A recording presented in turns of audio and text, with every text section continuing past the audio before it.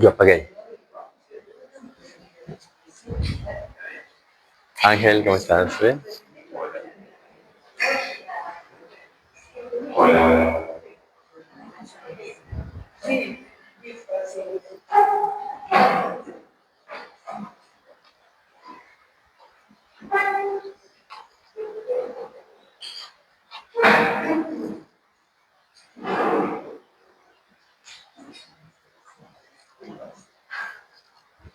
Bueno, bienvenidas una vez más. Domingo de conferencia abierta a la comunidad, acceso libre y gratuito. En nombre de todos los miembros de la comisión directiva, doy la bienvenida. Y les pido, como siempre, antes de que me olvide, que por favor apaguen los dispositivos móviles o los pongan en el modo avión o le bajen el volumen.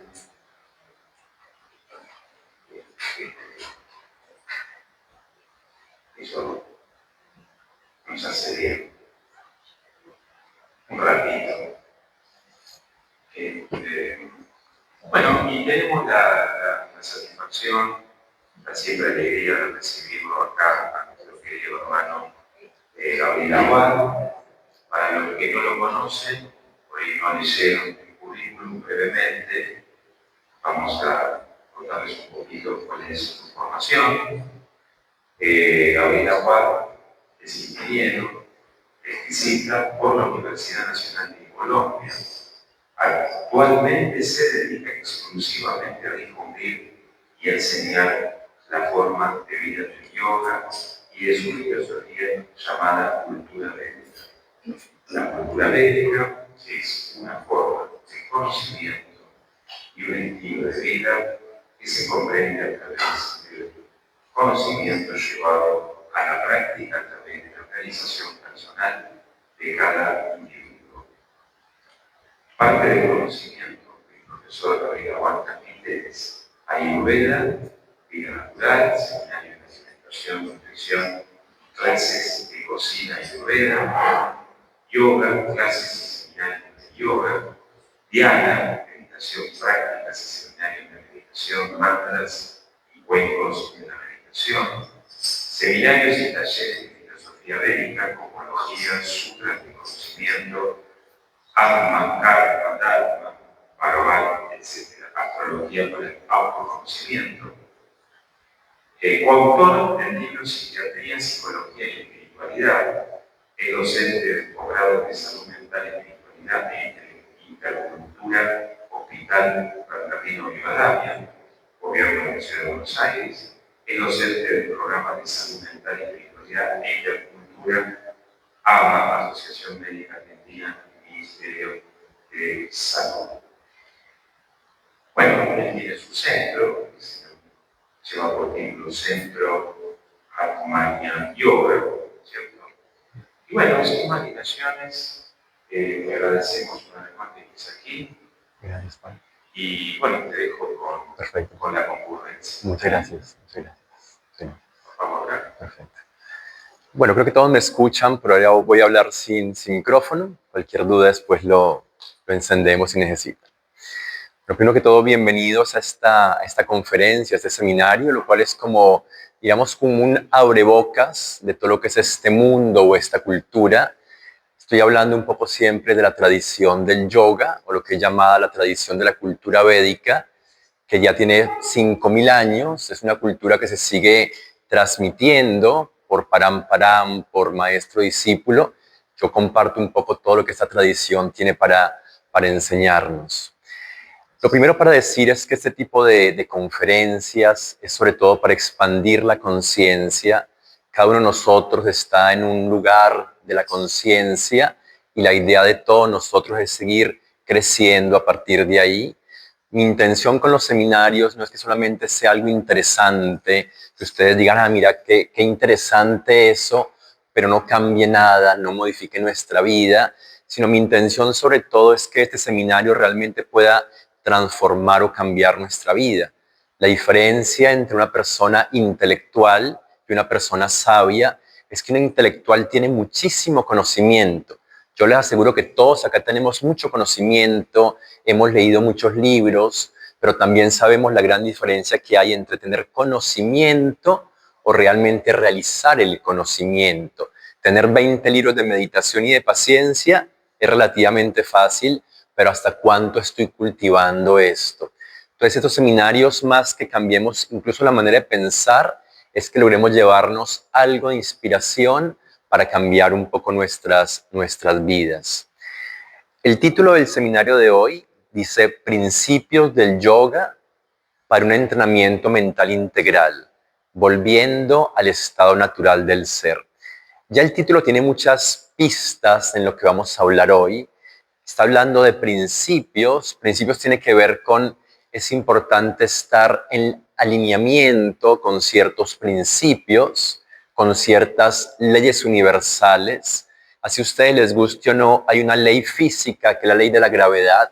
Así que si yo salto por esta ventana, así crea o no en la gravedad, me va a pasar exactamente lo mismo. Más adelante voy a hablar de una de esas leyes un poco, que es la ley del karma. Voy a limpiar un poco esa palabra que está como tan mal entendida en nuestra cultura. Y el karma nos está hablando de que tú eres el origen de todo. Entonces hay cosas, hay leyes que están operando sobre nosotros y si nos alineamos con ellas, nuestra vida va a ser mucho más fácil.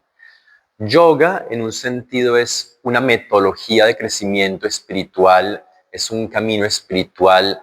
Actualmente el yoga, desafortunadamente, se ha convertido en algo demasiado físico, demasiado gimnástico, pero el yoga realmente es una metodología, diría una tecnología que estos grandes sabios desarrollaron y nos comparten con filosofía, con entrenamientos, con mapas de ruta. Entrenamiento mental, estamos hablando que todo esto requiere un entrenamiento. En un momento voy a hablar de lo que es la sadhana.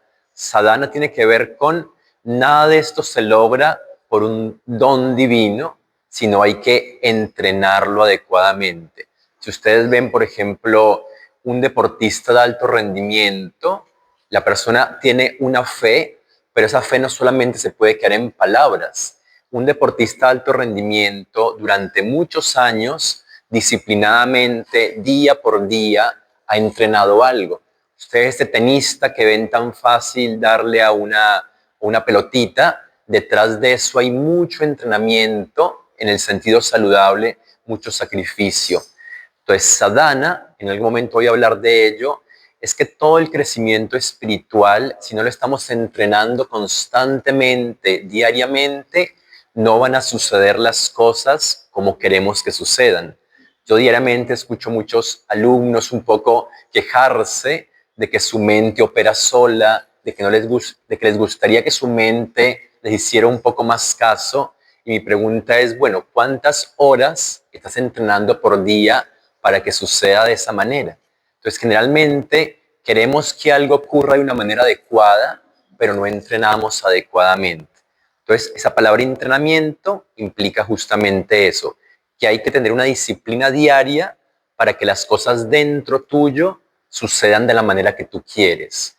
Que las cosas afuera ocurran de la manera que tú quieres, no lo puedes controlar. Si aquí ocurre un ruido fuerte, se cae el tablero, eso no lo puedo controlar. Ahora, como yo reacciono ante ello, eso sí está en mis manos, entre comillas, controlarlo a través de una práctica interior. Y dice todo esto para volver al estado natural del ser. Y aquí las palabras son claves porque seguramente han escuchado la palabra samadhi, que es una palabra conocida en yoga. La palabra sama tiene que ver con volver a y adi tiene que ver con el origen. Es decir, tenemos que limpiar un poco la casa, limpiar un poco la percepción, limpiar un poco la percepción distorsionada que tenemos de la vida para volver a un estado mucho más natural de conciencia. Es como una pequeña introducción. Quiero hoy que no solamente estemos en la parte teórica, voy a hacer como dos pequeñas meditaciones. Entonces vamos a hacer la primera ahora. Entonces les pido quedarse cómodos, traten de si tienen muchas cosas por ahí colgando, cargando, las dejen de un lado. Vamos a tratar de mantener la columna larga. Traten de sentarse más hacia el adelante de la silla y vamos a cerrar por unos minutos los ojos.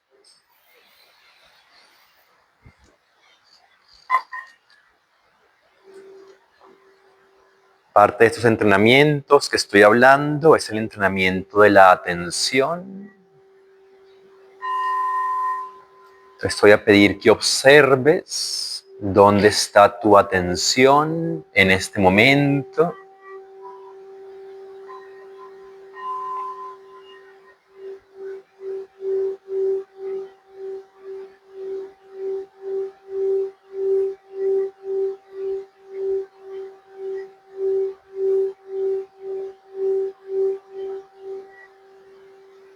Observa si tu atención está presente o está en el pensamiento o estás enganchado con algo.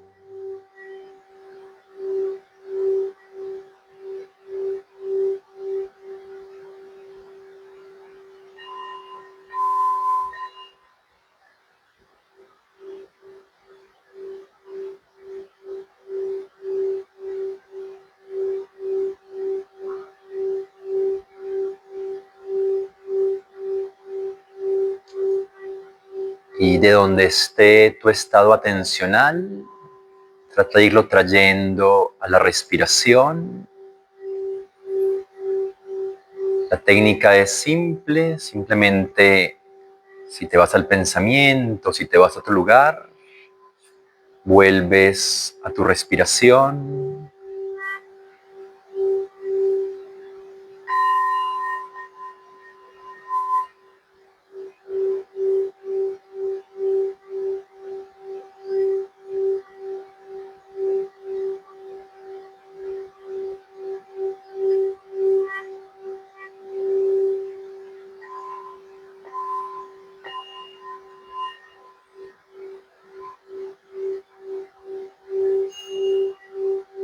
Siente que tu atención, así como un músculo, es algo entrenable, desarrollable.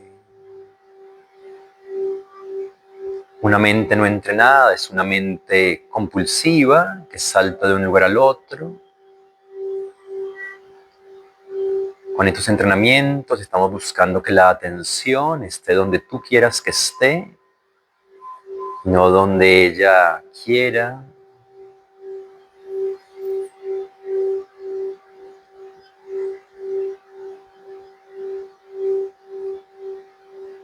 Trata de respirar lo más profundo que te sea posible.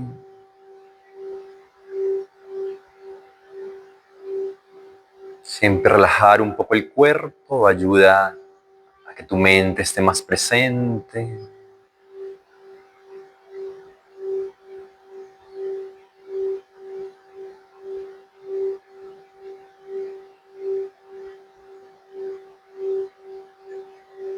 Trata de estar atento, pero no tenso. Relajado, pero no disperso.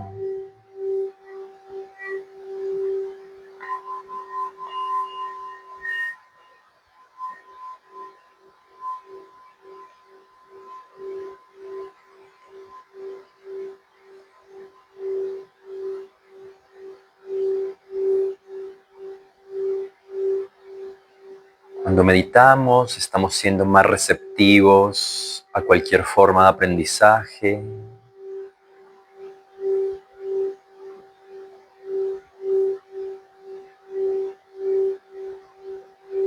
Cuando estás presente, estás aprendiendo de todo, de cada momento.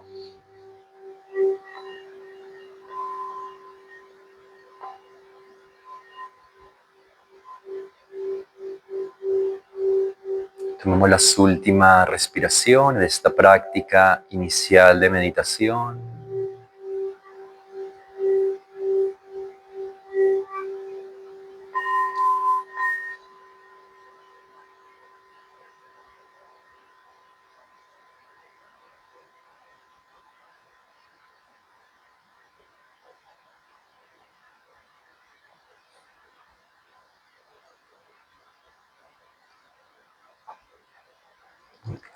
Y gradualmente vamos Vamos regresando.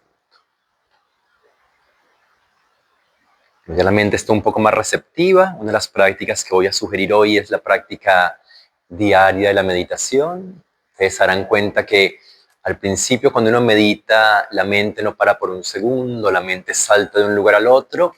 ¿Eso está mal? Por supuesto que no. Es parte de aprender a entrenar la mente.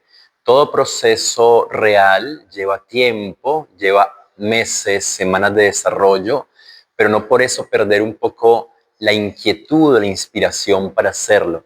Muchas veces en nuestra cultura se nos vende cada vez procesos como más rápido, más instantáneo. Haz este curso de 1 hora y te va a cambiar la vida.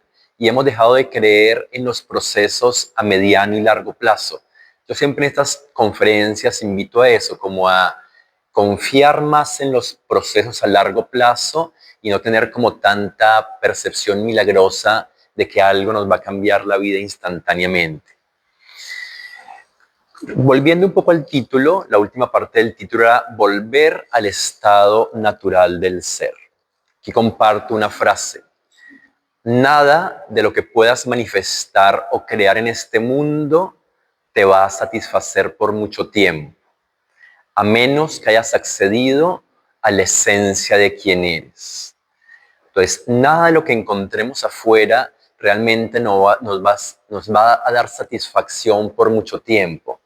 Parte de esta distorsión en la mecánica, la percepción de la vida que estaba hablando al principio, tiene que ver con eso, en que todas las expectativas se las estamos dando a la materia, en que todas las expectativas se las estamos dando a la afuera.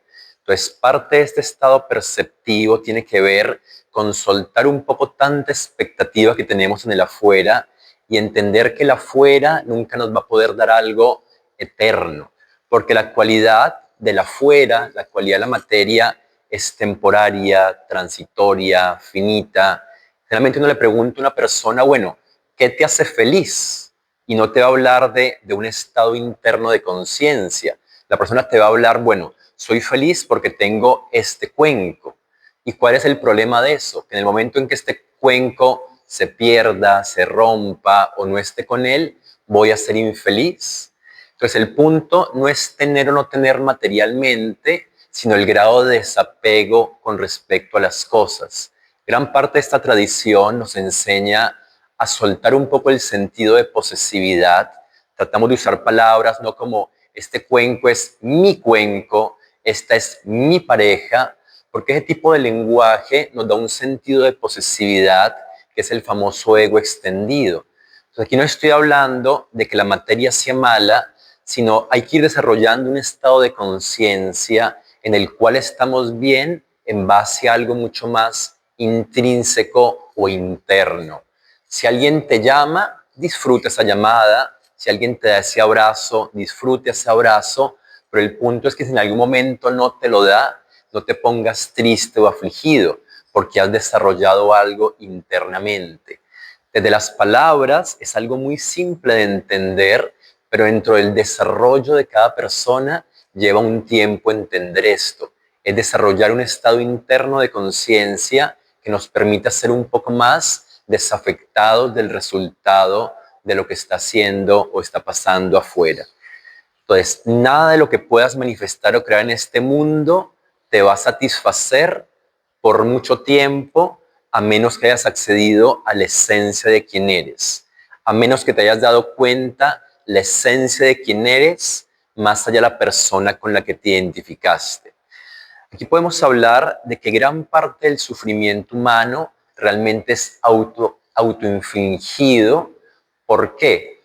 Porque no estamos en conexión con nuestro estado de esencia de conciencia profunda y porque no hemos tenido una práctica adecuada sobre nosotros mismos. Nosotros somos seres multidimensionales. Hay una parte de nosotros más instintiva, más animal, que en todo momento se está queriendo autoproteger, que en todo momento se está defendiendo. Entonces, si esa parte nos domina, siempre vamos a estar con miedo a la vida, con miedo a expandirnos, mientras que hay otra parte de nosotros mismos que está en una constante búsqueda de expansión. Entonces debemos buscar que estas dos fuerzas se equilibren y vayan hacia la misma dirección. Gran parte del sufrimiento humano es autoinfligido al vivir la vida desde un lugar demasiado poco altruista y muy autocentrado en uno mismo. Es importante que tratemos de darnos cuenta de eso. Al vivir la vida desde un lugar poco altruista, todo pasa por un lugar de un yo personal. A mí me pasa, a mí me hacen, a mí me miran, a mí no me miran, a mí me sonríe, a mí no me sonríe. Entonces la expansión altruista de la vida tiene que ver con sacar un poco este yo que nos hace sufrir tanto y conectar con un estado un poco más profundo en nuestra conciencia. E insisto mucho en esto se logra con un entrenamiento que nos va a dar un crecimiento interior. Un poco la práctica del dar un poco incondicional ayuda bastante.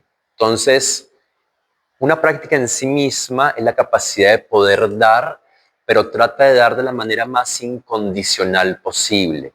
Si tú das libre del resultado, ya eres libre en sí misma. Digamos, si yo estoy dando, si yo doy, si por ejemplo te preparé una torta y te di esa torta, yo te entrego la torta y sé que la hice con amor, sé que te la hice con la mayor predisposición posible, ya estoy libre del resultado. Puede que la persona que le regalo esto le guste, no le guste, me la tire por la cabeza. Entonces, si estoy dependiendo mi acción del resultado, posiblemente voy a sufrir porque el otro piensa o cree no depende de mí.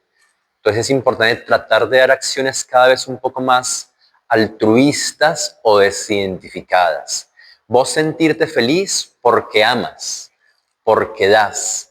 Ahora, que el otro te ame, que el otro te dé, ya depende muchísimo del otro. Muchas veces yo veo a las personas sufriendo porque me traicionó el otro. Pero ¿por qué sufres si el que hizo una mala acción fue el otro? Si tú te comportaste de una manera adecuada, sincera, en conexión contigo, no tienes por qué sentirte mal. Pero muchas veces dependemos demasiado de lo que el otro cree, de lo que el otro piensa de nosotros para estar bien. Entonces, eso es lo que estoy llamando acá una manera demasiado autocentrada en uno mismo. Parte del proceso que llamamos meditación o del proceso de entrenamiento mental es salir un poco de este yo tan autocentrado e ir conectando con una conciencia un poco más altruista. Aquí tiene una imagen de algo que llaman las gunas, que hoy no voy a profundizar mucho en esto, pero como para tener un esbozo general, todos tenemos una parte más instintiva animal, todos tenemos una parte más emocional y todos tenemos una parte un poco más consciente y reflexiva. La parte más tamásica son todos estos patrones autodestructivos que todos tenemos. Digamos, aquí no se considera que haya algo malo en sí mismo, pero todos tenemos una parte oscura, nuestros propios demonios. ¿Y qué es esto? Todas las tendencias autodestructivas, que está bueno que cada uno pueda irlas identificando. ¿Cuáles son tus propios patrones que no te hacen bien? ¿Cuáles son tus propios patrones autodestructivos? Y esos patrones toca irlos de alguna manera canalizando, sublimando. ¿Qué es sublimando? Cambiar algo denso, algo que no te hace bien, en un patrón mucho más benéfico. En un punto son patrones con los que nos identificamos, pero es importante no identificarse con, sí, yo soy así, yo soy una persona iracunda. No, tal vez inconscientemente mucho tiempo desarrollaste esa ira dentro tuyo, pero no te definas por esas tendencias o por esos patrones, pero tampoco dejes de hacerte cargo de ellos. Si yo tengo una tendencia autodestructiva, es importante irla canalizando e ir cultivando tus virtudes, tus dones, tus talentos. Todo lo que estoy hablando, obviamente es un resumen muy general, pero da todo parte de un trabajo de entrenamiento sobre uno mismo. Parte del entrenamiento meditativo es observa tu oscuridad, observa tus tendencias negativas y de a poco trabaja sobre ellas para que no te dominen. Todos tenemos diablos, todos tenemos demonios. Yo que estoy aquí hablando también los tengo, pero ya con años de entrenamiento, digamos que me dominan un poco menos. Sale este demonio y no me toma, o si me toma mucho menos. Pero es un trabajo constante. Muchas veces se cree que una persona sabia o espiritual es la persona que asciende a la luz. Meditar con el tiempo se vuelve algo muy fácil. Encontrar un estado de conciencia profundo meditando con el tiempo se vuelve muy fácil. Pero se dice que un sabio no es el que sube a la luz, sino el que tiene la capacidad de bajar a la oscuridad. Es decir, la espiritualidad no es meditar. La espiritualidad es llevar tu trabajo consciente con tu pareja, con tu suegra, cuando vas al banco, en las experiencias más difíciles de vida. Es decir, no consideremos que un meditador es una persona que se escapa de la vida y está recluida meditando. Nosotros meditamos realmente para que el proceso de vida sea mucho más consciente. Todos en un punto estamos encarnados en esta encarnación, no por las materias que nos sacamos 10, sino justamente estamos encarnados por aquellas experiencias de vida que no supimos manejar de la manera adecuada. Entonces estamos aquí para aprender, para restaurar. Entonces parte de este entrenamiento, no consideren que es algo abstracto, sino justamente es para enfrentar la vida de una manera más adecuada y que la vida no sea tan friccionante. Una persona que no se ha entrenado a sí misma se va a encontrar con que la vida es muy dura, muy caótica, muy friccionante, pero el punto no es la vida en sí misma, sino es la manera en la que estás percibiendo un poco la vida.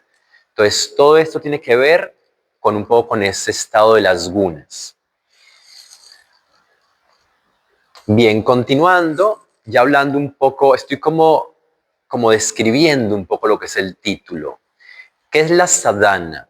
Sadhana es una palabra que no está tanto en nuestro contexto cultural, es una práctica sobre uno mismo. Es decir, es una práctica diaria, un entrenamiento diario sobre uno mismo. Ustedes piénsenlo, si somos profesionales en algo, seguramente durante 5 años estuvimos estudiando. Si soy un deportista, he tenido un entrenamiento. Entonces aquí el punto es, si entendemos que todo en la vida requiere un entrenamiento, ¿por qué pensaríamos que el desarrollo humano interno no requiere un entrenamiento? ¿Mm? Nosotros como humanos tenemos una maquinaria, una ingeniería muy sofisticada. Un animal es solamente instinto. El animal come un poco, va de cuerpo, se duerme y ya terminó su proceso evolutivo. Nosotros como humanos, donde termina un animal, empieza nuestra capacidad para ser humanos. Nosotros no solamente tenemos un instinto, sino tenemos una mente que es una tecnología muy compleja si no sabemos usarlo. Tenemos un intelecto que tiene muchas ideas, pero si tu forma de pensamiento no la entrenas, puede destruirte a ti mismo. Entonces nosotros tenemos una tecnología muy sofisticada y el humano realmente está sufriendo por tantas posibilidades que tiene y no saber cómo usarlas. Entonces aquí entra la palabra sadhana. La palabra sadhana es un entrenamiento, una práctica personal. Yo creo que hay como 2 frases que siento que resumen bastante. Sadhana es cualquier práctica disciplinada que utilizas para trascender tus limitaciones actuales y explorar dimensiones de la vida que aún no has experimentado. Aquí tomo un poco la palabra disciplina. Muchas veces no hay inspiración, muchas veces estamos con más fiaca, con más pereza, no quiero meditar, pero igual hay que meditar. Es decir, la disciplina con el tiempo debe ir más allá de los caprichos mentales. A veces te levantas sin ganas de meditar, como seguramente tu mente te lo va a tender a decir, pero más allá de la inclinación de tu mente, es importante irte disciplinando a hacer algo. Seguramente muchos acá meditan y les aseguro que la mitad de los días uno no tiene ganas de meditar. Uno dice, no, mañana lo hago, pasado mañana lo hago, pero es importante ir encontrando una disciplina, pero esa disciplina tiene que ser de inspiración personal. Es decir, es una disciplina autoimpuesta por uno mismo. Aquí no hay nadie diciendo, lo hiciste, no lo hiciste. Yo puedo inspirar, yo puedo apuntar el dedo a que ustedes hagan ciertas prácticas, pero cada uno en su propia casa o en su propio lugar, cada uno mismo tiene que empezar a ser su propio maestro o su propio guía. Y otra palabra interesante de sadhana es práctica espiritual diaria o camino hacia la meta. Es interesante entender que la sadhana no está buscando llegar a ningún lugar, porque en el yoga consideramos que la meta no es tan importante. Si ustedes consideran que la vida es una meta, yo digo, la meta es un punto de llegar. Entonces, ¿qué pasa con eso? Si considero que la vida es una meta, van a pasar dos cosas. O nunca llego y me voy a frustrar porque nunca llego, como siempre me falta algo para ser feliz. Siempre estoy buscando como algo a futuro que me haga feliz. O llegaste a esa meta y cuando llegaste a esa meta te das cuenta que no era lo que querías realmente. Esto pasa cuando uno se casa. Entonces, cuando llego a eso que yo creía que era tan maravilloso, me di cuenta que no era como me habían contado. Entonces, más allá que llegar a una meta, es convertir tu camino en algo benéfico. Si yo cada día trato de despertarme y estar bien, estar contento o intentarlo por lo menos, ya no estoy tan preocupado por llegar a algún lugar.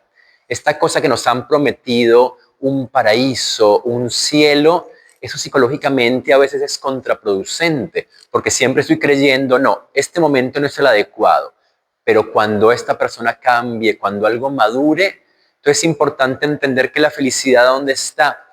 En este momento. La felicidad no está ni más atrás ni más adelante. Entonces trata de que este momento sea adecuado, benéfico para ti. Y solamente depende de ti. Aquí alguien puede gritar, se me puede apagar el proyector, muchas cosas pueden pasar, pero trata de entender que eso es lo adecuado, que eso es lo que necesitas. Algo importante de estas tradiciones es esta conciencia, que la voy a hablar más tarde, de aceptación y de agradecimiento. Es importante dejar de pelear contra lo que pasa en el momento presente. Bien. Entonces, esta práctica diaria te va generando una disciplina consciente para transformarte y para conectar con tu esencia. Entonces, resumiendo, es importante una práctica diaria personal. ¿Cuál? Ya eso lo vas a elegir tú. Depende de tu naturaleza, tu gusto, tus ganas, tus tendencias, pero es importante tener como una práctica personal sobre uno mismo. Aquí voy a hablar un poco de ciertas prácticas en algún momento. Esto es un poco más técnico. Aquí estamos hablando de cómo todas las tradiciones anteriores nos dieron ciertos mapas de ruta. Este mapa está hablando de que hay 8 elementos. Este mapa está hablando de que tenemos un cuerpo físico que necesita cierto alimento, que necesita sentarse bien. Entonces estoy hablando del cuerpo físico. Pero también este mapa está hablando de que hay algo que no es físico, que no es dosha, sino es prana. ¿Qué es el prana? Cada uno de ustedes tiene cierta energía, cada uno de ustedes tiene una mente, cada uno de ustedes tiene un intelecto. Entonces, todas estas tradiciones nos están dando prácticas para el cuerpo físico, prácticas energéticas, prácticas mentales, prácticas intelectuales. ¿Y qué son las prácticas que les voy un poco a estar compartiendo? Si lo resumo, por ejemplo, las prácticas físicas tienen que ver con la alimentación, básicamente. Aprender a alimentarte de una manera adecuada, aunque no lo relacionemos y creamos que no tiene nada que ver, pero somos lo que comemos. Según lo que comes, tu mente va a estar de una u otra manera. Uno puede comer de cualquier manera, eso es lo de menos, pero aquí el punto es la manera que eliges para alimentarte. No solamente debes saciarte físicamente, sino entender que esa forma de alimentarte está conectada a un estado de conciencia. Como lo decía al principio, yo puedo comer cualquier cosa. Hay gente que vemos que come de la basura. El punto es qué conciencia te está dando el alimento que consumes.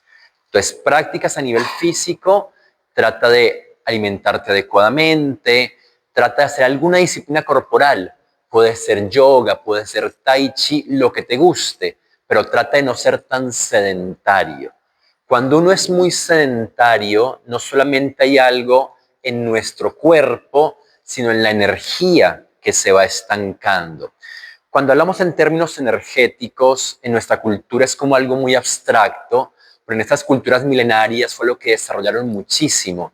En términos mucho más concretos, ustedes se dan cuenta que cuando estoy mucho tiempo sin moverme, cuando estoy horas en la computadora, hay algo que se estanca, hay algo que se embota.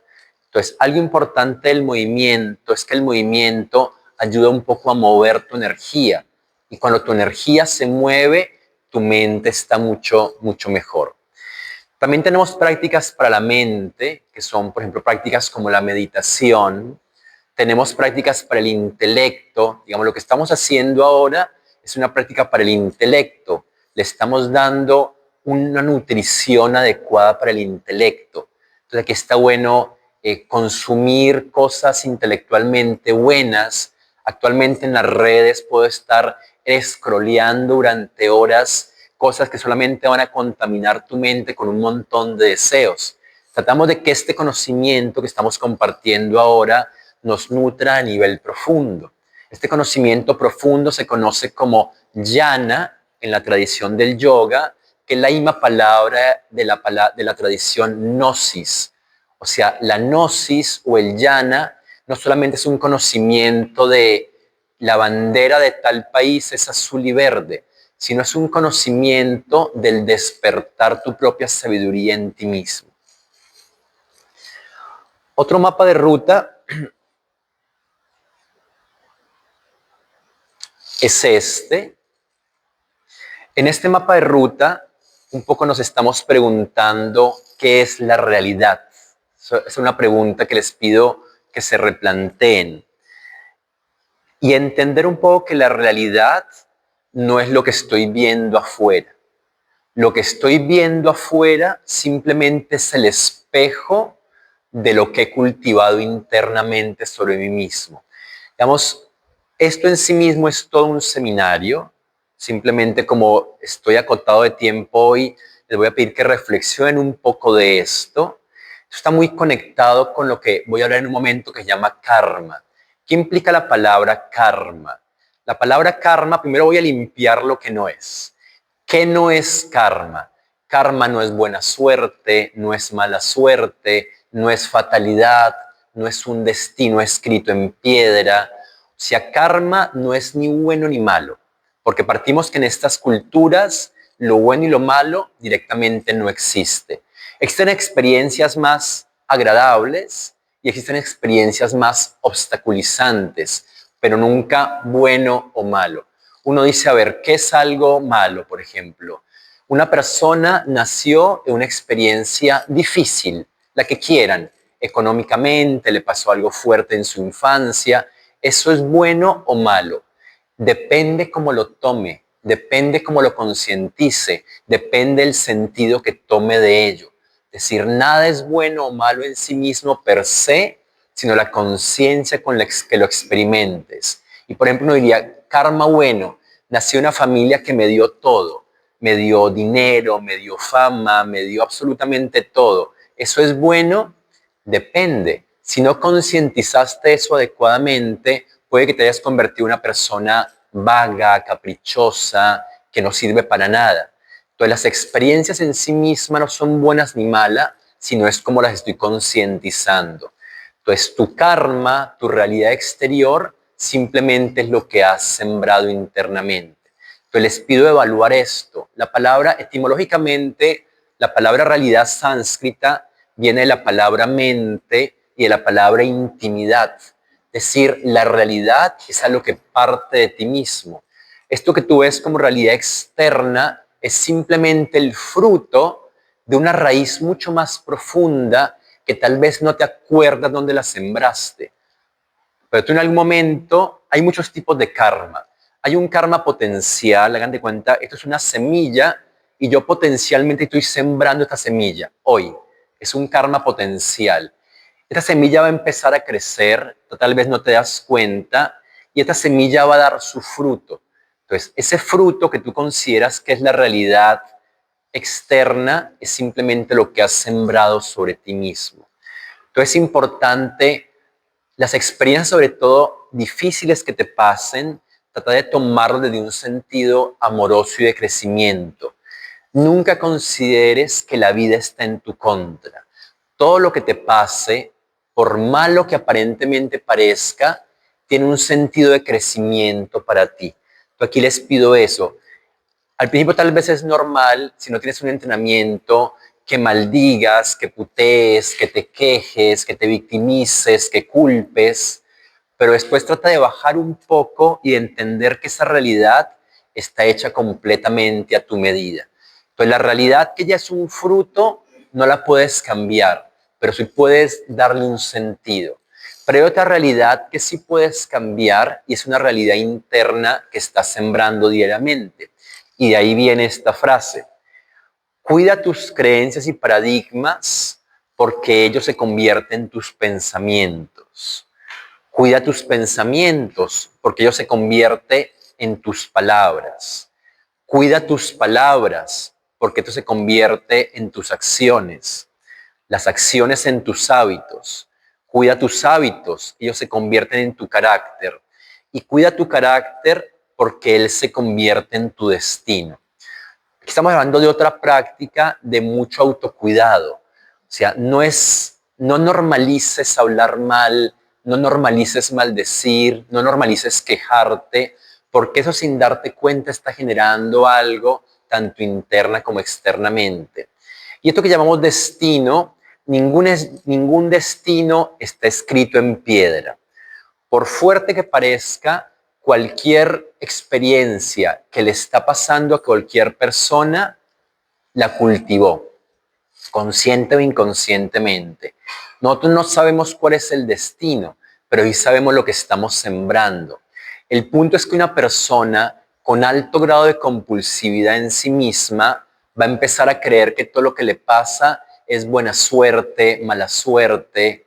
A veces llegan personas a mi consultorio diciendo que tengo un tema de salud. Entonces yo le empiezo a preguntar, a ver, pero ¿por qué crees que tu salud está afectada? No tengo ni la menor idea. Y le empiezo a preguntar, bueno, ¿cómo te alimentas? No sé, llevo 20 años alimentándome mal. ¿Cómo? ¿Cuidas tu mente y tus emociones? No, me quejo todos los días, peleo todos los días. Entonces tenemos un sentido de creer que lo que nos pasa no tiene que ver con nosotros. Entonces, si llevas alimentándote 20 años mal, si llevas peleando con tu suegra 20 años, si llevas generando insatisfacción en tu mente, eso tiene una consecuencia realmente. Entonces, lo que llamamos destino es todo producto de lo que venimos sembrando internamente. Entonces, cuiden lo que siembran diariamente, cuiden sus acciones, cuiden sus palabras, pero no es de un lugar de querer ser buenos. Yo aquí no le pido ser bueno a nadie, sino seamos seres un poco más conscientes, entendiendo de que cada cosa que estamos generando, aquí hay una grabadora en este punto, que es una gran computadora, ni la computadora más grande de la Tierra se compara con tus propios registros acálicos. Entonces, en este punto, todo lo que estás haciendo, de alguna otra manera, se está grabando. Entonces, trata de sembrar cosas benéficas para ti. Esto ya lo hablé un poco, este es otro mapa que seguramente han escuchado, es el mapa un poco de los chakras. Entonces, el mapa de los chakras también nos está hablando de lo mismo, que tenemos una parte física, energética, mental, emocional y espiritual que hay que ir cultivando. Hay prácticas de yoga más físicas, prácticas de yoga más energéticas, prácticas de yoga más mentales, prácticas de yoga más intelectuales y las más sutiles, prácticas de yoga un poco más espirituales. Yendo un poco a la dimensión física, aquí un poco la sugerencia es, trata de que tu alimentación sea parte de tu práctica cotidiana. Es decir, cualquier proceso de desarrollo humano es importante conectarlo con una buena alimentación. Es decir, hay una frase en la Ayurveda que dice, nos convertimos en lo que comemos. Y esto no lo tomen como una metáfora o como algo metafórico. Es textualmente. Tú tienes la capacidad de que cada cosa que comes se convierte en ti. Tenemos esa gran capacidad que es milagrosa realmente. Yo como algo, lo que sea, y esto lo estoy convirtiendo en mí mismo. Entonces, cuando tú comes algo, una parte de ese alimento va a ir a tu cuerpo físico, a tu dosha. Una parte de ese alimento va a nutrir tus huesos, tus músculos, tus tendones, pero otra parte de ese alimento va a nutrir tu prana, es decir, tu mente, tu intelecto, tu emoción. Entonces trata de que tu alimento no venga de un animal que mataron, que tu alimento no venga de la crueldad, que tu alimento no venga de los cadáveres, porque pránicamente son alimentos muy pesados. Aquí la pregunta que me hacen siempre es, ¿cómo debo alimentarme? O sea, tú puedes alimentarte como tú quieras. Una mejor pregunta es, ¿qué estoy buscando con mi alimentación? Si yo estoy comiendo solamente de manera meramente instintiva y para nutrirme físicamente, puedes comer lo que quieras, pero si tu alimentación quieres que haga parte de una práctica de proceso de desarrollo evolutivo en tu conciencia, es importante que el alimento esté en conexión con la conciencia que estás queriendo conectar o buscar. Entonces el alimento no lo veamos solamente como algo instintivo para satisfacernos, sino como una fuente de información. Entonces aquí se sugiere, resumiendo mucho, come alimentos que no vengan de la violencia, de la crueldad, o sea, no comas cadáveres textualmente, trata de no comer cosas con tanto químico, con tanto procesado, con tanta putrefacción, porque todo eso genera mucho tamas en tu mente. Vengo hablando de una parte que es reactiva, instintiva, de patrones autodestructivos. Entonces, ¿cómo se activan estos patrones autodestructivos? A través del alimento realmente. El alimento, el constante alimento tamásico, genera una impronta mental, energética y emocional que después se somatiza como algo físico. Para la Ayurveda, la mayor parte de las enfermedades no son físicas, son mentales, emocionales, que después se somatizan como algo físico. Entonces es importante un poco empezar a comprender que el alimento no es solamente algo físico, sino hay una fuente de información que estás alimentándote de ello. Entonces trata de que tu alimento sea parte de tu proceso de crecimiento.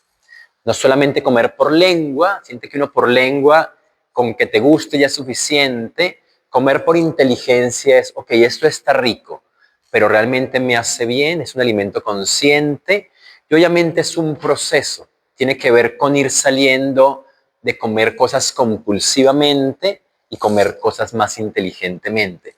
Seguramente no te va a salir en la primera semana, en la segunda, en la tercera, pero si seguimos insistiendo en que nuestro alimento sea consciente, con el tiempo lo vamos a ir alcanzando. Pero eso tiene que ver mucho con la inspiración. Aquí se dice que una persona, si realmente quiere algo, va a poder hacerlo. Si tú quieres, vas a poder hacerlo. Aquí no creemos que una persona diga, no, yo no puedo. No es que no puedas, es que no lo quieres lo suficiente. Si tú realmente quieres algo, lo vas a alcanzar. Alguien dice, no, yo no puedo irme al aeropuerto a las 2 de la mañana, no, no puedo, es imposible.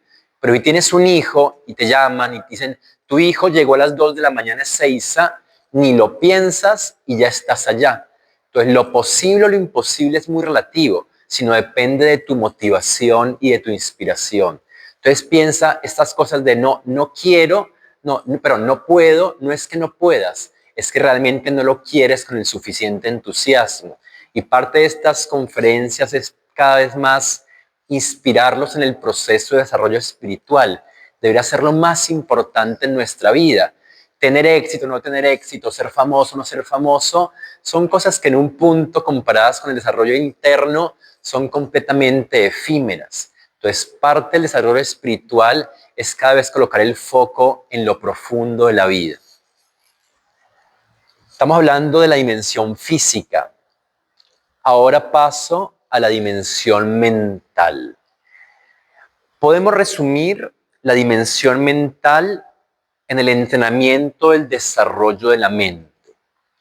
Meditación no es solamente una práctica. Al principio meditar es una técnica, un protocolo, pero con el tiempo meditar debe ser un estado de conciencia en el cual estás más reflexivo, más lúcido, te pasa algo fuerte, no puedes entenderlo, te enojaste, peleaste con ello, bueno, medita, trata de concientizarlo para encontrarle un sentido a todo lo que te pasa. Decir es encontrar un estado de conciencia en el cual estás un poco más reflexivo y más lúcido. Pero a nivel técnica, meditación es cualquier ejercicio que cultiva la mente, cualquier protocolo, cualquier ejercicio, cualquier técnica que cultiva tu mente se considera meditación. ¿Cómo se entrena la mente? Como empezamos al principio, la mente se entrena con concentración, con atención, con presencia. Una mente que está empezando a meditar es una mente dispersa, que salta de un lugar al otro. Entonces, en la medida en que vas entrenando la meditación, tu mente se vuelve mucho más enfocada, pero no solamente de un lugar impráctico, sino cuando se vuelve práctico esto. Si me pasa un problema, si me pasa algo fuerte, en vez de saltar con tu mente, puedes tener un sentido de mucha más presencia para resolverlo. Entonces, resumiendo, ¿con qué tiene que ver el proceso de meditación? Con equilibrar todas las cualidades y los procesos mentales. En un seminario más largo que yo hago de esto, obviamente se explica cada cosa, se profundiza en cada cosa. Hoy estamos un poco como enumerándolo prácticamente. Lograr, como hablaba al principio, un equilibrio atencional altruista. Es decir, pasar de una obsesión egocéntrica a un estado de mucha mayor ecuanimidad. Como hablaba al principio, parte del desequilibrio mental es que vivimos demasiado centrados en nuestro egocentrismo. Nuestra importancia personal es demasiado grande. Entonces es importante ir con el tiempo reduciendo la importancia personal y conectar con estados mucho más altruistas. Todas estas obsesiones que tenemos realmente no vienen de tu ser, sino vienen del alto grado de importancia que le has dado a tu mente y a tu personalidad. Si alguien me dice algo feo en este momento, yo tendría por qué ofenderme y realmente no. Si estoy muy colocado en mi ego, si estoy muy colocado en mi personalidad, me va a ofender que alguien me diga algo. Pero si yo estoy en un estado de seguridad y de autoestima, no tengo por qué ofenderme porque alguien me dice algo descolocado. Entonces, esto es un poco parte de este desarrollo. Encontrar un estado mucho más ecuánime de la mente.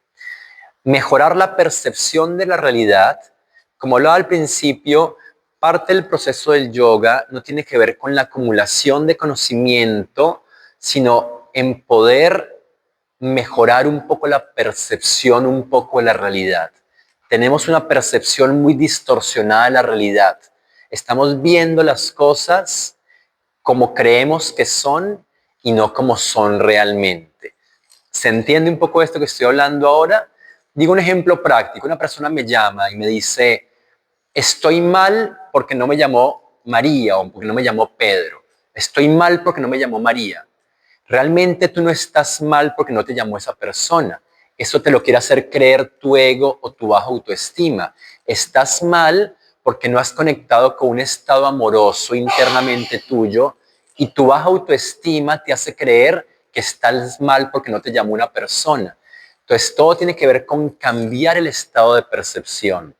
Traten de escucharse muchísimo. Cuando viene una persona a mis clases o a mis consultas, una invitación que yo hago mucho es escucha tu narrativa mental.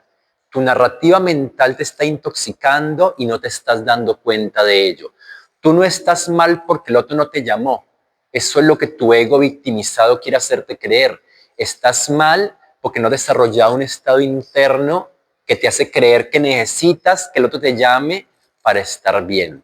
Como hablaba al principio, si te llamó el otro, qué lindo, disfrútalo, qué lindo que te llamó. Pero si no te llama, enfócate, ponte a hacer otra cosa, ve, sal a caminar, diviértete.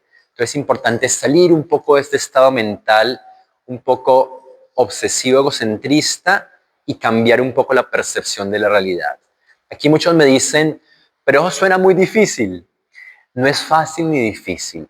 Todo lo que tú consigues, yo pienso, esto que les decía, un tenista les aseguro que la primera vez que tiró un saque fue difícil, pero si lo entrenas durante años o durante semanas, va a empezar a ser fácil. Todo depende de la inspiración que tengas. La meditación desarrolla sabiduría y sobre todo la sabiduría de conocerte a ti mismo profundamente, lo que llaman gnosis o jnana. La meditación desarrolla estados virtuosos de la mente como paciencia, autoestima, tolerancia, y la meditación desarrolla la aceptación y la observación de ti mismo. Aquí me quedo con una palabra básicamente que es la importancia de la aceptación. La aceptación es importante en el sentido de que muchas veces estamos peleando con la realidad, estamos peleando con el presente. Entonces yo no puedo cambiar nada que primero no puedo aceptar. Entonces es importante que aceptemos amorosamente cada experiencia que nos pasa. Seguramente en su vida cada uno está peleando contra algo en este momento. Estás peleando tal vez con una pareja porque te dijo algo, estás peleando con una situación financiera, estás peleando porque algo en tu vida no sale de cierta manera. Entonces, si tú estás peleando contra algo, no hay percepción adecuada. Entonces, trata de aceptar el para qué o el sentido del que te está pasando esto. Entonces, cuando tú aceptas, tienes posibilidad de cambiarlo. Mientras el sentido reactivo maneje tu vida, no vas a poder cambiar nada.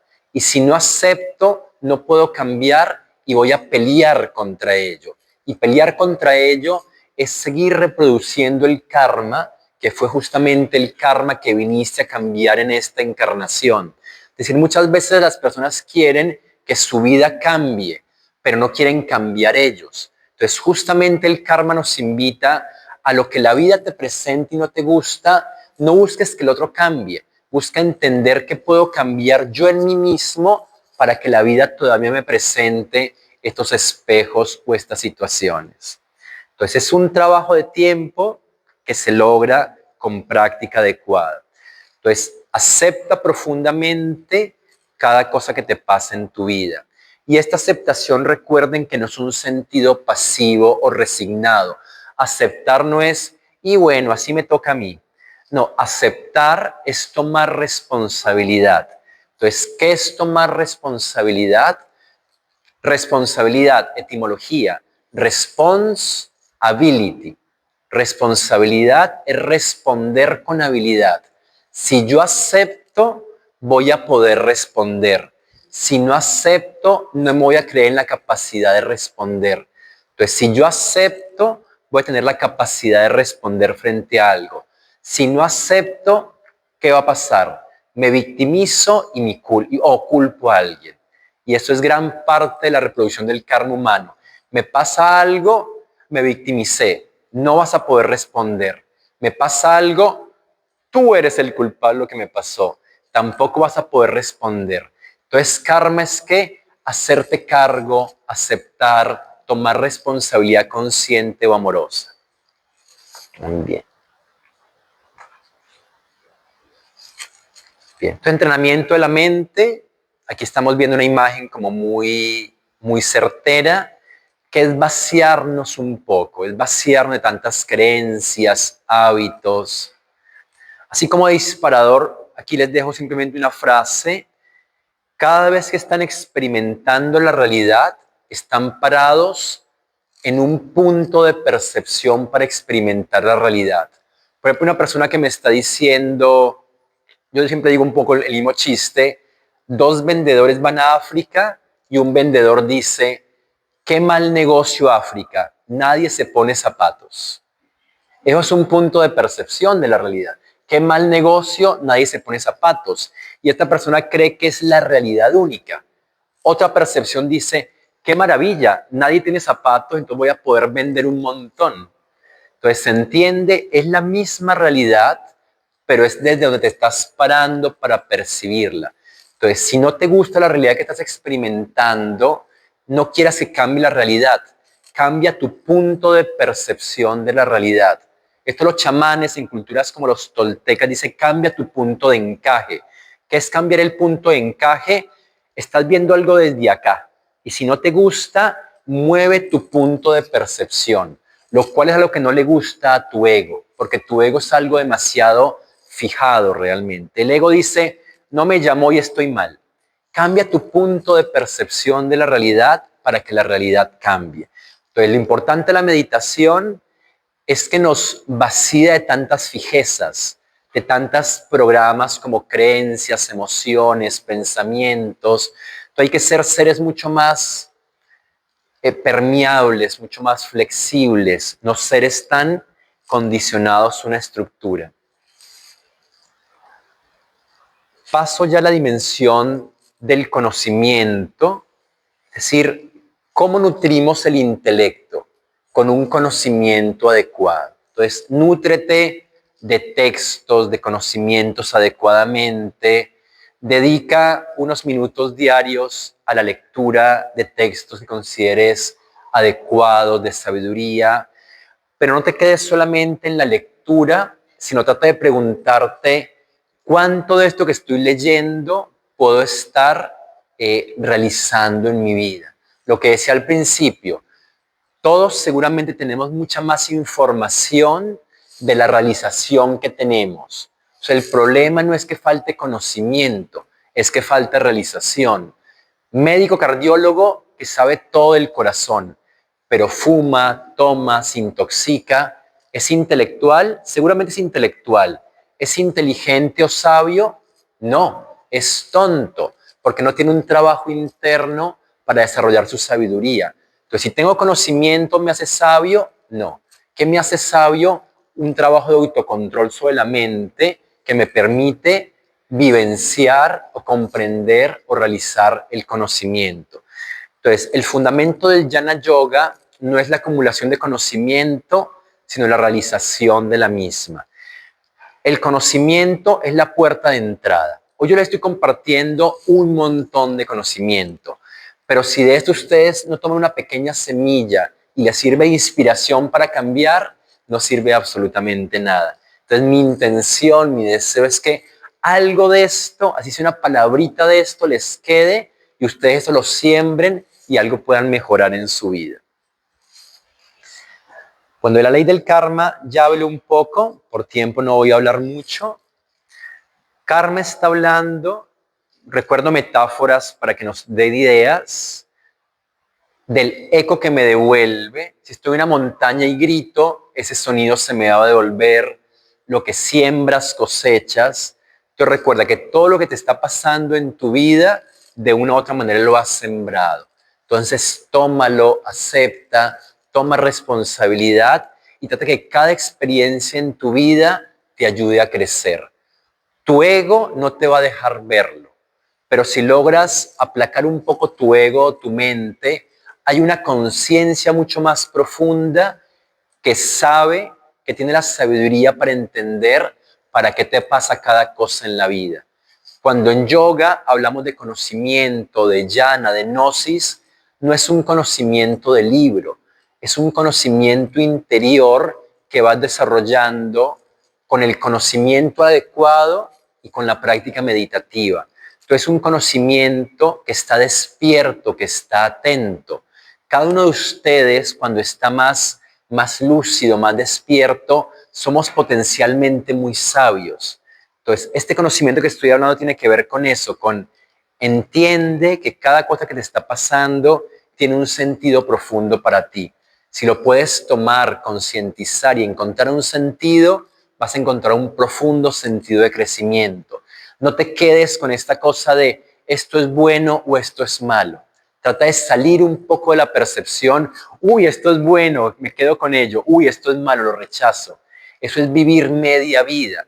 Entonces, estas culturas se llaman Advaita Vedanta. ¿Qué es Advaita Vedanta? Culturas no dualistas. Es decir, trata de acercar la diferencia entre bueno y malo. Cuando estés subiendo, no te emociones tanto, eso va a pasar. Y aquellas cosas malas, trata de no verlas como tal.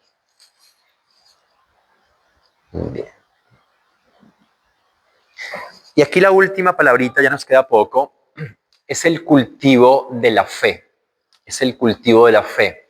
Pero quiero explicar un poco lo que es la palabra fe, fe para yoga.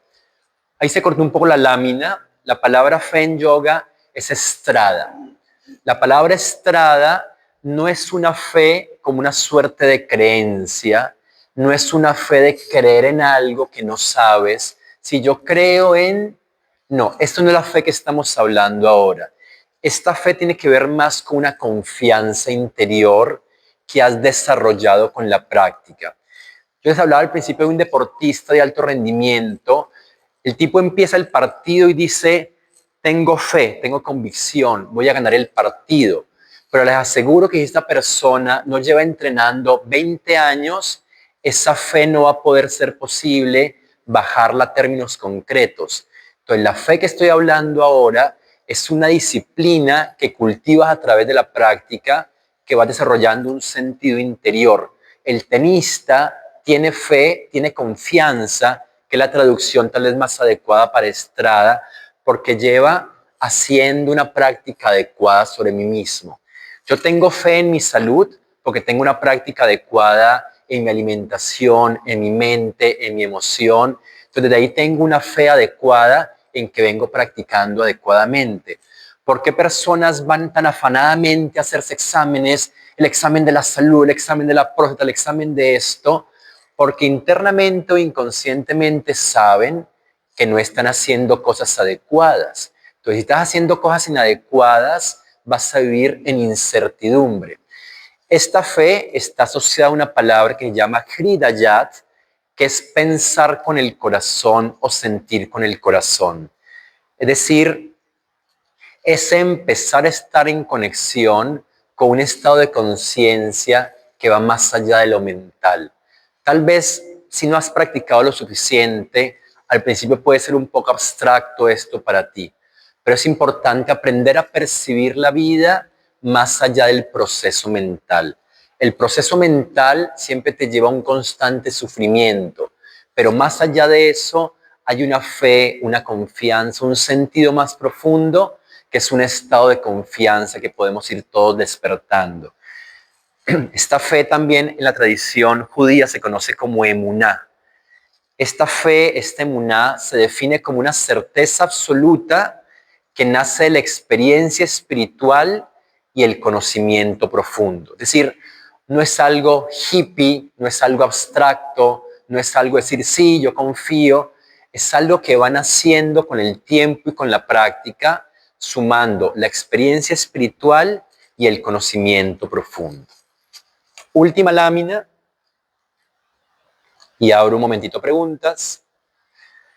Es como un cuadro muy resumido de lo que hablé hoy. Hoy hablé un poco de muchísimas prácticas. Sienten que todo el contexto de lo que hablé hoy fue el contexto de muchas prácticas, experiencias, entrenamientos, protocolos para lograr conectar con esta experiencia que llamé entrenamiento holístico de la mente. Y como se darán cuenta, entrenar la mente no solamente es una práctica meditativa, es una práctica que involucra muchos tipos de práctica a todo nivel. Si a alguno le interesa este PowerPoint, con mucho gusto se los comparto el que me escriba. Entonces voy a resumir la última diapositiva. Tenemos diferentes cuerpos. Un cuerpo se llama el Annamaya Kosha, que es el cuerpo físico. Pranamaya Kosha, que es el cuerpo bioenergético. Manomaya Kosha, que es el cuerpo mental. Vijnanamaya Kosha, que es el cuerpo intelectual. Y Anandamaya Kosha, que es el cuerpo de bienaventuranza. Todos estos cuerpos puedes nutrirlos, puedes entrenarlos adecuadamente. El cuerpo físico, te sugiero resumiendo básicamente una alimentación adecuada, de donde estés en tu práctica y sin casarte con ningún sistema alimenticio, trata de comer un poco mejor de lo que te estás alimentando hoy en día. Y eso va a beneficiar todos tus planos. Trata de diariamente, semanalmente, hacer algún tipo de práctica que te mueva. Yo sugiero yoga, tai chi, que son prácticas que conozco, pero cualquier práctica amable va a ser buena para ti. Trata de darle a tu cuerpo un descanso adecuado, es muy importante el descanso, y trata de tus posturas de sentado, de acostado, no sean tan encorvado. Trata de cada vez sentarte un poco más de una manera adecuada. Prácticas energéticas, aquí sugiero la práctica de respiración, ve a una plaza, respira. Prácticas de meditación y pranayama ayudan al cultivo de tu energía. El que alguna vez ha practicado con los mantras, las prácticas del mantra son prácticas que están muy conectadas al cuerpo energético, a despertar tu energía. Prácticas de equilibrio mental, ya hablé un poco de ellas, así que no las voy a reiterar tanto. Prácticas intelectuales, que tiene que ver con el cultivo un poco del conocimiento. Y las prácticas espirituales, sobre todo, tienen que ver con prácticas de la palabra aceptación, que hablé mucho, prácticas de amor incondicional. Trata de amarte más a ti mismo, así parezca una frase un poco de cajón o muy trillada, pero subir nuestra autoestima, amarnos. Y cuando hablo de la palabra amor, tiene que ver con un sentido de aceptación profundo. En estas culturas no hablamos de un amor que se basa en una autoestima. Para estas prácticas no necesitas autoestima. ¿Por qué la autoestima? El compararte con otro. Si yo me comparo con una persona más linda que yo, me siento feo. Si me comparo con una persona más fea que yo, me siento lindo. Entonces esta autoestima realmente es una autoestima que siempre está en comparación con un otro. La autoestima del yoga es abrázate por lo que soy. Yo en esta charla seguramente cometí muchos errores, etcétera, pero abrazo lo que tengo para dar. Si me salió mal, si me salió bien. Entonces la práctica de amor tiene más que ver con un sentido de abrazarte como eres, abrazar lo que tienes para dar, no avergonzarte de aquellas cosas que te avergüenzan. Seguramente cada uno le avergüenzan ciertas cosas. Me gustaría ser más alto, más bajo, más gordo, me gustaría tener más memoria, más inteligencia. Entonces el amor realmente es un profundo sentido de aceptación, de pararte sobre esa base. Y sobre esa base seguramente vas madurando, vas creciendo, pero siempre sobre la base del amor. El amor no es algo que puedes madurar. Materialmente podemos evolucionar, pero el amor no se evoluciona. El amor es algo que vas a despertar espontáneamente dentro de ti mismo. Bueno, dejo un momento para preguntas. Si alguien tiene una duda, alguna pregunta. Diana, por favor. Hola, Diana, ¿cómo estás?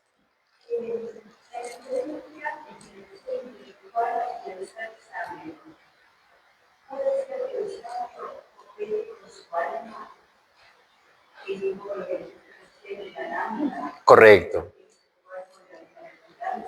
Correcto. Mira, en esa tradición hay como dos palabras que son sinónimo, que es buddhi. Buddhi puede significar intelecto, pero también buddhi representa inteligencia. Entonces, ¿qué es inteligencia? ¿Qué es una persona sabia o inteligente para estas culturas? Aquel que es consciente de su ser espiritual.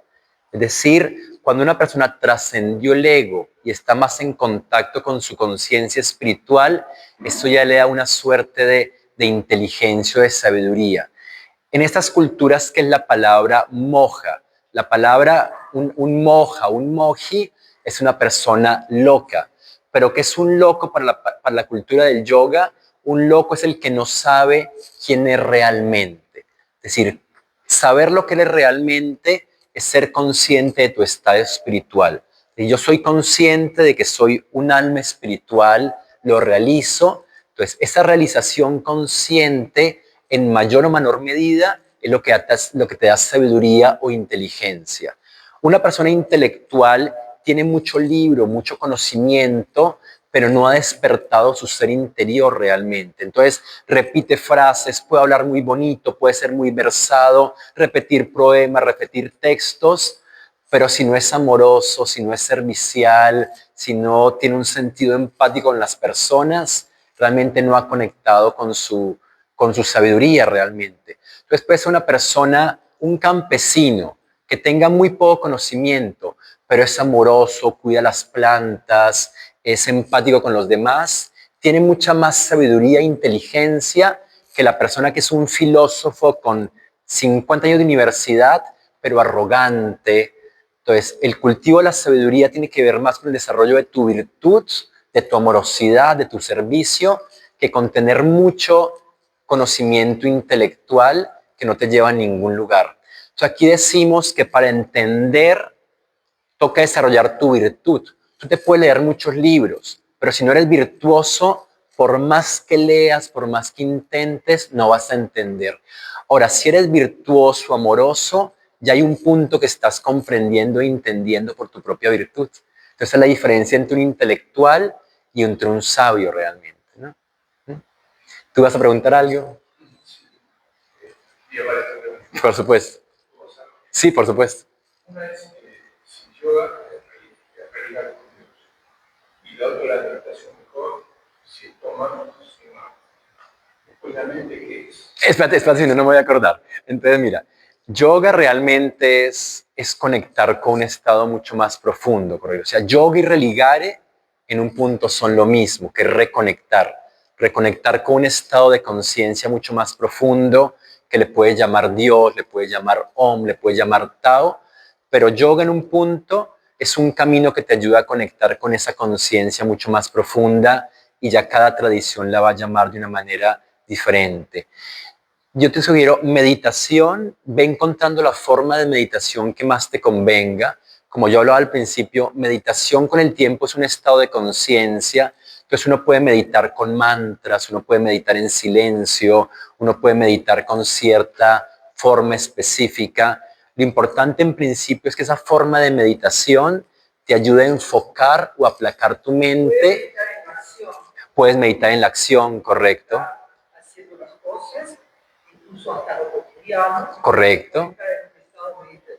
Correcto, correcto. El karma yoga lo que te invita es a meditar en esa acción consciente. Lo importante es ser conscientes, un poco de salir de ese estado de rumeo mental en el que estamos cotidianamente. Todo lo que se busca es eso, como ese estado de relato, de narrador constante, ir saliendo un poco de ese estado. Entonces, ahí cualquier forma de meditación te va a ayudar. Ahí ya depende de tu naturaleza, de tu momento, cuál meditación va a ser mejor que la otra. Y el tiempo, ¿cuál es el mínimo y el máximo? Ya, yo te diría que el mínimo para que sea una meditación donde más o menos puedas entrar 20 minutos, mínimamente 20 minutos. Y el máximo, yo te diría que no hay un máximo en eso. Pero ahí yo haría un paréntesis.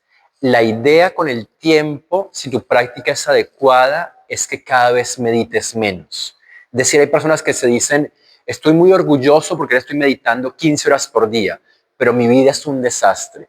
Entonces, la idea es que tu cotidianidad sea tu forma de meditación. Es decir, tenemos que unir tres mundos, el mundo superior, el mundo cotidiano y el mundo inferior. ¿Qué digo con esto? Que tu vida cotidiana debe convertirse en una meditación. Si yo estoy meditando diariamente, debo estar conectando que tu vida cotidiana, tus vínculos, tu trabajo, tus relaciones deben ir mejorando. O si no, cometemos la trampa de cada vez meditar más horas, pero es conectar la meditación de tu vida cotidiana. Entonces, lo que te decía, un sabio no es el que sube a la luz, sino el que puede manejar, bajar esa luz a lo cotidiano. Entonces, en ese sentido te diría eso. Y la mente es la pregunta, ¿qué es la mente? Ok. Mira, para el yoga, la mente es una entidad, así como el intelecto es una entidad que te permite reflexionar, la mente es una entidad práctica. Es decir, la mente en el yoga, que también lo llamamos como rayas, está asociado a la pasión, al movimiento. Es decir, la mente es una fuerza energética muy importante, muy conectada con la emoción. Uno dice, ¿la emoción es buena o mala? Depende. La mente es esa fuerza energética que te permite escalar montañas, subir muy lejos, o también es esa fuerza energética que te hace quedarte deprimido en la cama. Entonces, la mente es una fuerza energética muy poderosa que te permite o subir muy alto o quedarte ahí. Entonces, la mente no es buena ni mala, sino la mente hay que aprender a enfocarla o a conectarla. Te digo como otro ejemplo de esto. Nosotros tenemos una parte que es el intelecto.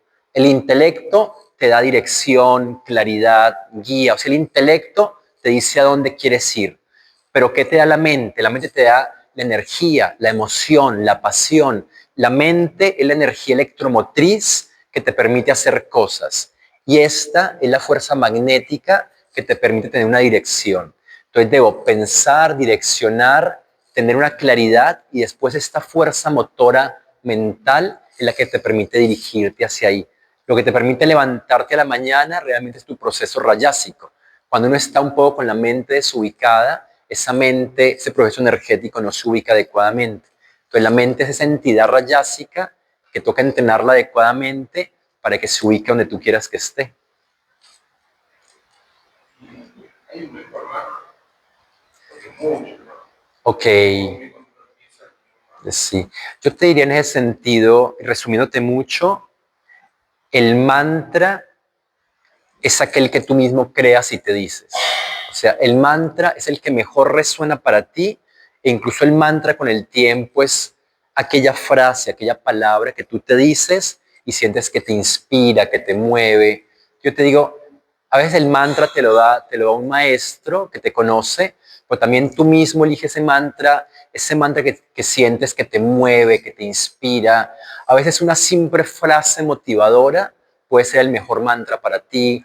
Tú estás conectado con cierta deidad o con cierto, no sé, con Shiva y sientes que esa frase de Shiva te mueve, te motiva, te activa tu energía, ese va a ser el mejor mantra para ti.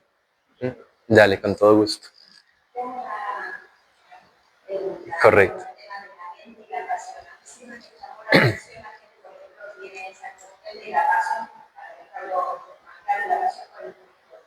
Eso viene de la mente, se crea colectivamente, porque es una cosa que influye mucho. A mí siempre me llama la atención esa, porque me han dicho, pero bueno, ¿qué es pasión? La pasión se crea, la pasión va hacia la mente. Ok, qué interesante pregunta esa.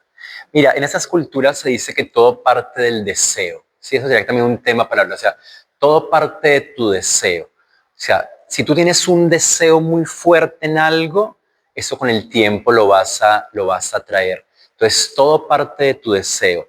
Entonces, aquí la pregunta es, ¿debo desear? ¿Debo parar de desear? Aquí siempre te invita realmente a desear con mucha fuerza, a desear con mucha pasión, porque en un punto esa pasión o esa fuerza es lo que te permite manifestar o atraer.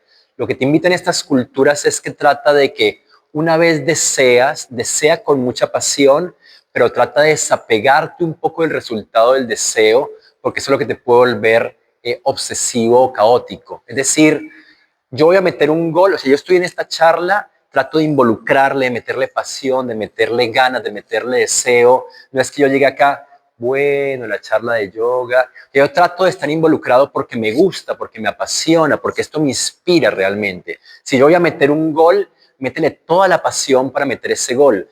Pero lo importante después es que así lo metas o no lo metas, suelte ese resultado realmente. Si no ese deseo, esa pasión, si no sabes soltarla, estás firmando un contrato a tu propio sufrimiento. Por ejemplo, una persona con mucha intensidad, pero con apego al resultado, esa misma intensidad con la que emite, yo te deseo con mucho apasionamiento. Si tengo apego y el otro no me devuelve lo mismo, esa pasión va a ser mi propio puñal que me estoy clavando realmente. Entonces, de ahí viene el fanatismo, correcto. Correcto. Entonces, ¿está bueno desear? Por supuesto que está bueno desear. Aquí hay una palabra que se llama sannyas, y la palabra sannyas es una persona renunciante. Y esa palabra renunciante se ha malinterpretado mucho. No tienes que renunciar a la vida. O sea, renunciante no es ser cada vez más apático, no como y una caverna. Está renunciando a la vida en ese sentido. Entonces, hay que ser un apasionado por la vida, pero trata de desafectarte un poco del resultado o del fruto un poco de lo mismo realmente. Porque si tú estás muy condicionado al resultado, con la misma pasión que te apasionas, esa misma pasión puede ser autodestructiva realmente. Eso es lo que hablamos de rayas en esta cultura. Por eso se dice, el rayas debe estar direccionado por el sattva. ¿Qué es el sattva? Reflexiono, pienso, proceso. Ya tengo una dirección clara y ahí meto toda mi energía. Ahora, si yo estoy guiado solamente por la mente es una fuerza bruta, por así decirlo, una fuerza bruta que no sé dónde colocarla. Entonces, si la mente no tiene una dirección, esa energía puede ser autodestructiva.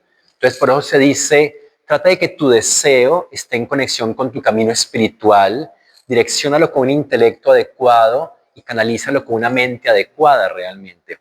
¿Qué sería exceso de sattva? Tengo muchas ideas, muchos pensamientos, mucha capacidad intelectual, pero no concreto, no realizo, no tengo un sentido práctico, entonces la energía se está quedando inercialmente. Pero si tengo muchos deseos, mucho apasionamiento, pero no tengo una claridad mental, también llega a ser autodestructivo realmente. Dale, con gusto. Pero hay que meterle ganas, hay que meterle involucramiento a la vida.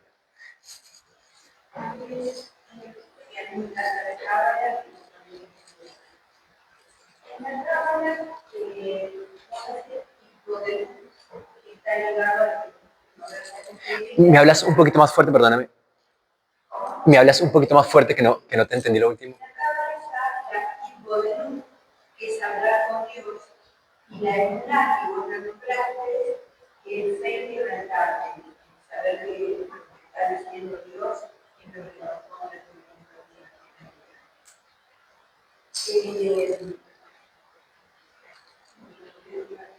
Ok. Sí, yo hago una mezcla, eso. Hablo con Dios, hablo con Dios, hablo silencio, y siento que me contesta. ¿Qué es eso? Además tiene todo Ok. Mira, hay de dos canales interesantes. Un canal es, por así decirlo, un canal receptivo para conectar, que en un sentido podemos decir que es un poco más abstracto, más elevado, que es importante conectarlo, pero hay un canal mucho más concreto que es resonar esa verdad en tu corazón. Es decir, un poco las fases de la meditación tienen que ver con eso. En algún momento la meditación no está tratando de silenciar, de aquietar, de sacar todo el ruido, para hacer esa conexión un poco con lo profundo, con lo divino, con lo sagrado, pero después esa forma manifiesta debe bajar a tu corazón como una forma concreta. Es decir, una persona, por así decirlo, hablando a través de Dios o bajando un mensaje divino, no puede estar tan apagado, ¿sí? No puede estar debe estar encendido en alguna manera. Toda esta fuerza emuná, digamos, es una fuerza concreta que está en tu corazón y o se demuestra como con estar encendido, con meterle ganas, o si no es como una suerte de oración, por ejemplo, hoy ese tema, uno puede orar, pero si uno está orando, bueno, ojalá que suceda, es una oración vacía, una oración sin corazón. Toda esta palabra que yo estoy conectando, si no tiene intención, si no tiene fe, si no tiene seguridad de que va a pasar, esa información no puede bajar. Entonces, estas dos dimensiones que estamos hablando, una es esta información que baja, pero para que esa información baje, yo debo tener la completa seguridad de que me estoy conectando con ello.